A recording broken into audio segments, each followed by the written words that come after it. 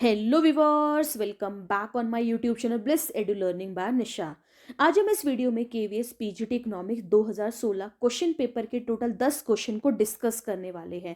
किस टाइप के क्वेश्चंस आपसे एग्जाम में पूछे जाते हैं, क्वेश्चंस में से कैसे क्वेश्चंस आपने तैयार करने हैं, करेक्ट आंसर तक कैसे पहुंचना है, ये सारी चीजें एक एक करके हम इस वीडियो में डिटेल में समझने वाले हैं ताकि आपकी तैयारी बहुत अच्छे से हो सके। पहले आप खुद इन क्वेश्चन को अटेम्प्ट करेंगे और at the end comment section में आप बताएंगे कि आपने कितने क्वेश्चन के सही आंसर करे। तो चलिए शुरू करते हैं और एक एक करके इन क्वेश्चन को समझते हैं।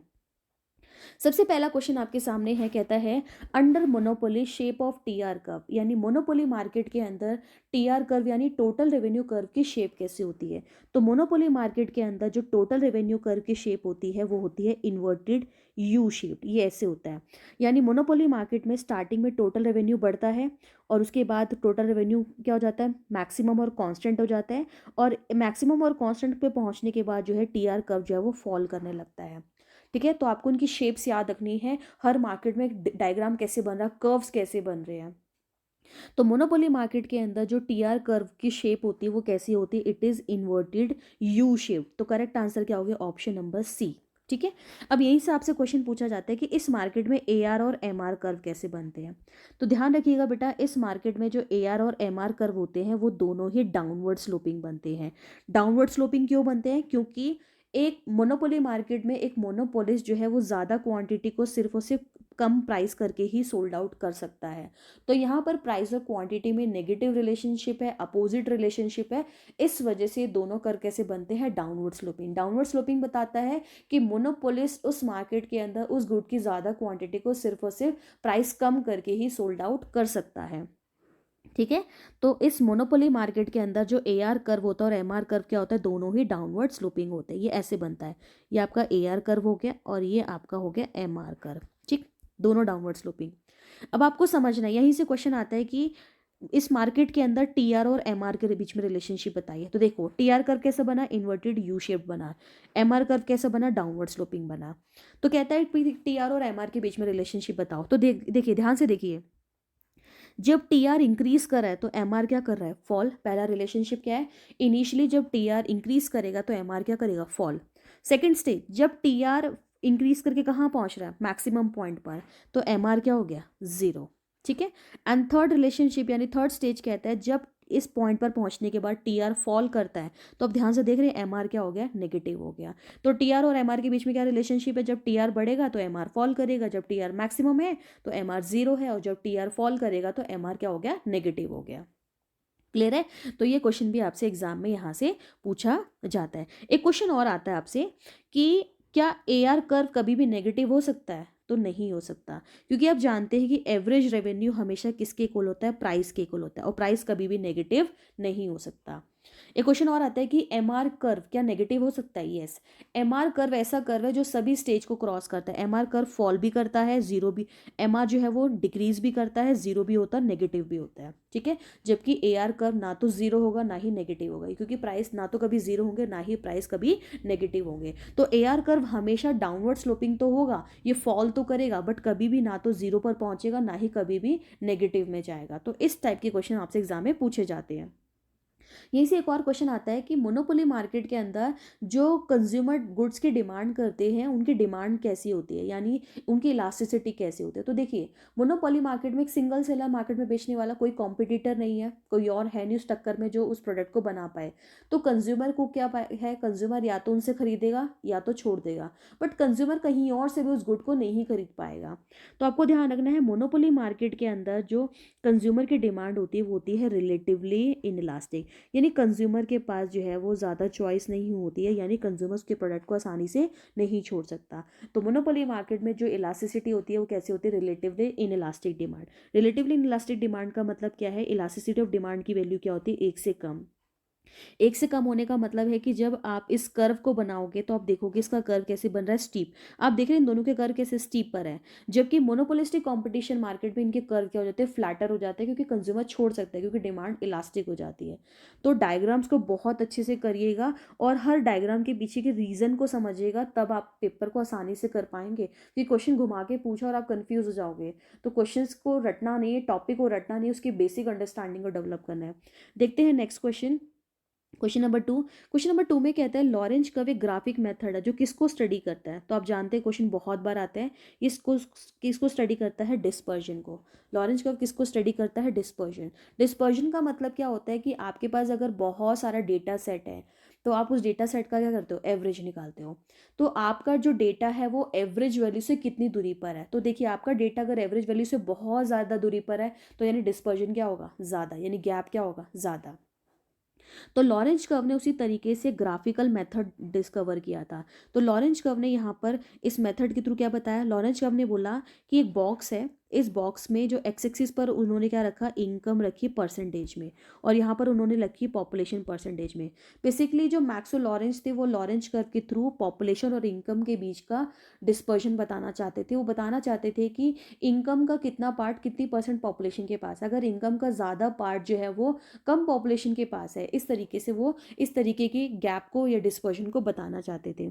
तो उसको बताने के लिए लॉरेंज ने कर्व ने क्या किया? एक डायगोनली एक लाइन ड्रॉ करी 45 डिग्री लाइन पर। उसको उन्होंने नाम दिया लाइन ऑफ परफेक्ट इक्वालिटी, और लॉरेंज कर्व को उन्होंने ऐसे बनाया। तो मैक्सो लॉरेंज यहाँ पे कहते हैं कि लॉरेंज कर्व जितना ज़्यादा दूर होगा, देखिए this is line of perfect equality. तो लॉरेंज कहते थे कि लॉरेंज कर्व जो है ये लॉरेंज कर्व है, लॉरेंज कर्व इस लाइन से जितनी ज़्यादा दूरी पर होगा उतना ही डिस्पर्जन होगा, उतनी ही इनइक्वालिटी होगी। लेकिन अगर ये लॉरेंज कर्व जितना ज़्यादा इस लाइन के पास आएगा उतनी इनइक्वालिटी क्या हो जाएगी? कम। और अगर लॉरेंज कर्व एग्जैक्ट इस लाइन पर आ गए तो हम बोलेंगे कि इकोनॉमी में बिल्कुल इक्वालिटी है, यानी जितनी पॉपुलेशन है उसके हिसाब से इनकम डिस्ट्रीब्यूशन उस तरीके से ही है। तो इस टाइप का क्वेश्चन आपसे एग्जाम में पूछा जाता है कि लॉरेंज कर्व जो है वो किसके बीच में रिलेशनशिप बताता है? पॉपुलेशन और इनकम के बीच में। लाइन ऑफ परफेक्ट इक्वालिटी क्या होती है? Lorentz curve line of perfect equality से जितना ज़्यादा दूर होता है उतनी इनइक्वालिटी बढ़ती है। तो ये आपको थोड़ा सा आना चाहिए, यहाँ पे क्वेश्चन पूछे जाते हैं। नेक्स्ट क्वेश्चन देखते हैं, क्वेश्चन नंबर 3। कहता है इनमें से कौन सा आइटम नेशनल इनकम में इंक्लूड नहीं होगा। तो देखिए कहता है कि यूरिया बेचा गया फार्मर को, तो फार्मर को यूरिया बेचा गया तो ऑब्वियसली क्या आएगा? पैसा आएगा, तो नेशनल इनकम में इंक्लूड होगा, क्योंकि हमें पूछा है कौन सा नहीं होगा, हमें बताना है। दूसरा कहता है resale of a painting of a M S Husain. M S Husain की पेंटिंग को एक जगह से खरीद के दूसरी जगह पर बेचा गया, बेसिकली रीसेलिंग की जा रही है। तो रीसेलिंग या सेल्स ऑफ जो आपके सेकेंड हैंड गुड्स है वो नेशनल इनकम में नहीं आते। तो करेक्ट आंसर होगा ऑप्शन नंबर बी। जबकि इनकम ऑफ टैक्सी सर्विस की इनकम नेशनल इनकम में जुड़ेगी, और वैल्यू एडेड भी जुड़ता है। तो A C D जुड़ता है, कौन सा नहीं जुड़ेगा वो है ऑप्शन नंबर बी। तो इस टाइप के क्वेश्चन आपसे पूछे जाते हैं कि कौन सा आइटम नेशनल इनकम में इंक्लूड होगा, कौन सा नहीं होगा, तो ये आप जरूर तैयार करेगा। क्वेश्चन नंबर 4 कहता है entry two movie hall.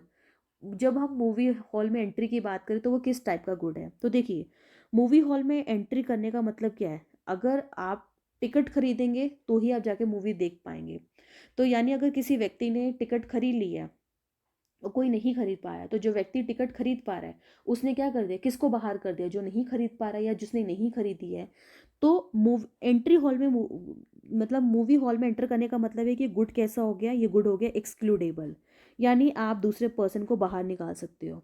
But जब थिएटर में बैठ के यानी मूवी हॉल में बैठ के जब सब लोग मूवी देखेंगे तो एक टाइम पे वो सबकी जो सेटिस्फेक्शन सबको प्रोवाइड करा, यानी एक पर्सन दूसरे के कंजप्शन को एक्सक्लूड नहीं कर पा रहा है, यानी एक पर्सन दूसरे के कंजप्शन को कम नहीं कर पा रहा है। एक टाइम पे मूवी चल रही है, एक टाइम पे सभी इस मूवी को एंजॉय करें, सबके लिए सेटिस्फेक्शन, सबके लिए जो व्यू है वो क्या है? एक जैसा ही है। तो जो एंट्री अगर हम बात करें मूवी हॉल में एंट्री की बात करें तो मूवी हॉल में एंट्री करने का मतलब ये गुड क्या है? एक्सक्लूडेबल है, बट साथ में गुड नॉन राइवल है। नॉन राइवल का मतलब है इससे किसी का कंजप्शन कम नहीं होगा। तो करेक्ट आंसर हो गया ऑप्शन नंबर ए, यानी ये गुड एक्सक्लूडेबल है बट नॉन राइवलस इन नेचर है। तो आप यहाँ पर टॉपिक आप बेसिकली यहाँ पर क्वेश्चन है आपका पब्लिक गुड और प्राइवेट गुड से रिलेटेड है।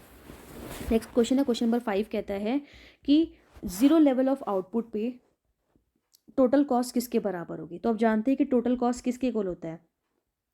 टोटल कॉस्ट इक्वल होता है total fix cost plus total variable cost के।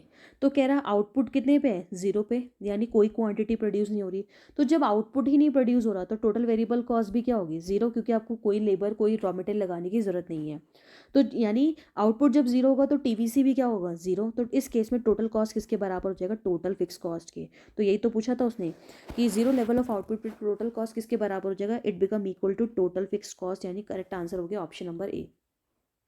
यहाँ से आपसे क्वेश्चन पूछा जाता है कि टोटल फिक्स कॉस्ट कर्व कैसे बनता है, तो आपको उनके डायग्राम्स आने चाहिए। ये हमेशा पैरेलल टू एक्स एक्सिस बनता है। क्वेश्चन आ जाता है कि टीएफसी कर्व आपको क्या बताता है। टीएफसी कर्व बताता है कि किसी भी लेवल ऑफ आउटपुट पे टोटल फिक्स कॉस्ट क्या रहती है, सेम। यानी टोटल फिक्स कॉस्ट जो है वो कभी भी जीरो नहीं होता और हर आउटपुट लेवल पे क्या रहता है, सेम। और इसकी शेप कैसी होती है, horizontal and parallel to X axis. Next पूछता है टीवीसी कैसा होता है। तो टीवीसी जो होता है वो ओरिजिन से शुरू होता है। ओरिजिन से शुरू होने का मतलब है क्योंकि वेरिएबल कॉस्ट जीरो हो सकती है, अगर आउटपुट ही नहीं तो वेरिएबल कॉस्ट क्या होगी वहाँ पे जीरो। और उसके बाद जो है इसकी शेप कैसी होती है, इन्वर्टेड एस शेप्ड। कई बार क्वेश्चन पूछा जाता है कि टीवीसी की शेप कैसी होती है, इन्वर्टेड एस शेप्ड होती है, ये ओरिजिन से शुरू होती है। ठीक है, यानी स्टार्टिंग में किसी गुड को प्रोड्यूस करने की कॉस्ट क्या होती है, ज़्यादा, बट जब आपको आपका मार्केट कैप्चर अच्छा हो जाता है, आपका फैक्टर्स पे कंट्रोल अच्छा होता है, तो उसी पर कॉस्ट क्या होने लगती है, कम होने लगती है। इसलिए कैसा बनता है, इन्वर्टेड एस शेप्ड बनता है। ठीक है, यहीं से एक और क्वेश्चन आता है। देखिए, टोटल फिक्स कॉस्ट कर्व ऐसा बनता है, टोटल वेरिएबल कॉस्ट ऐसा बनता है। तो आपसे पूछता है कि जो टोटल कॉस्ट है वो उसकी शेप कैसी होगी। तो टोटल कॉस्ट की जो शेप होगी वो भी इन्वर्टेड एस शेप्ड होगी। पर टोटल कॉस्ट कर्व जो है वो टीएफसी कर्व से शुरू होगा। टीएफसी कर्व से क्यों शुरू होगा, क्योंकि जीरो लेवल ऑफ आउटपुट पे टीवीसी जीरो होगा, तो उस टाइम पर टोटल कॉस्ट टीएफसी के बराबर होगा, इसलिए ये यहाँ से शुरू होगा। ठीक है, क्वेश्चन आता है कि क्या टीसी और टीवीसी कर्व पैरेलल होते हैं। यस, यहाँ पर देखो दोनों ही कर्व एक दूसरे के पैरेलल है। कहते हैं क्यों पैरेलल होते हैं, क्योंकि दोनों में टोटल फिक्स कॉस्ट का गैप क्या होता है, सेम। क्योंकि हर लेवल ऑफ आउटपुट पे टीएफसी का अमाउंट क्या होता है, सेम। तो इस टाइप के क्वेश्चन आपसे एग्जाम में आपसे पूछे जाते हैं। ठीक है, तो आपको उसको अच्छे से ध्यान तैयार करना है। नेक्स्ट क्वेश्चन पढ़ते हैं, क्वेश्चन नंबर 6। क्वेश्चन नंबर 6 में कहता है national action plan on climate change was launch by India in the year. कौन, डायरेक्ट क्वेश्चन है कि national action plan climate change पर इंडिया ने कब लॉन्च किया, तो इसको लॉन्च किया था 2008 में। करेक्ट आंसर हो गया option number A. Next question, question number 7। Question number 7 कहता है लाशपेस मेथड से जब इंडेक्स नंबर कंस्ट्रक्ट करते हैं तो करेक्ट फार्मूला क्या होगा। तो आपको ध्यान रखना, जो लाशपेस मेथड होता है इसको बेस ईयर मेथड भी बोलते हैं। बेस ईयर मेथड का मतलब है जिसमें क्वांटिटी लेते हैं वो हम बेस ईयर की लेते हैं। तो लाशपेस मेथड को लिखने का फॉर्मूला होता है P01। P0 का मतलब है कि प्राइस ऑफ बेस ईयर और करंट ईयर। ये कुल होता है summation P1 upon summation P0, यानी price of current year divide by price of base year.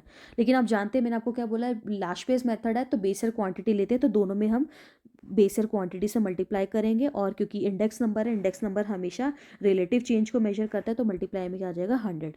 तो ध्यान रखना है सभी जगह पर ये क्या रहेगा, summation P1 upon summation P0 क्या रहेगा, सेम रहेगा। सिर्फ चेंज क्या होगा, क्वांटिटी। अगर लास्ट पेज है तो बेस ईयर क्वांटिटी आ जाएगी। तो करेक्ट आंसर क्या हो जाएगा, देखिए कहाँ पर है, समेशन P1 अपॉन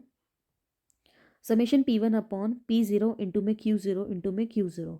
तो कहाँ पर है, इस वाले में। ठीक है, ये आंसर क्या हो गया, करेक्ट हो गया। ठीक है, अगर यहाँ पर बोलता पास्चेज मेथड, तो पास्चे मेथड में आप जानते हैं पास्चे मेथड में क्या आता है, करंट ईयर क्वांटिटी। तो फॉर्मूला क्या हो जाता, summation P1 upon summation P0 into में Q1 अपॉन Q1 इंटू में 100। ठीक है, तो आपको ध्यान रखना है। यहीं से आ जाता है फिशर इंडेक्स का, कि फिशर इंडेक्स के लिए फॉर्मूला क्या होता है। तो आप जानते हैं फिशर इंडेक्स कैसे निकलते हैं। फिशर इंडेक्स जो है वो ज्योमेट्रिक मीन होता है लाशपेज और पाशेस का। तो ये लाशपेज और पाशेस का ज्योमेट्रिक मीन होता है। लाशपेज का फॉर्मूला क्या होता है, अभी पढ़ा आपने, summation P1 upon summation P0 into में Q0 इंटू में Q0।